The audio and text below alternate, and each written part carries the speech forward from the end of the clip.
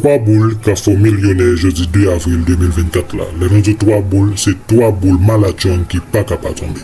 3 boules ça yo wap gen pour jouer dans Georgia, dans Florida et puis New York.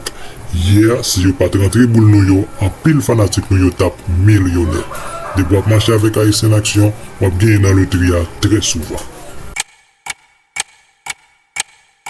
Al point yo kounya sur nouveau compte Haïtien Action, Jean-Noël na écran Haïtien Action 666.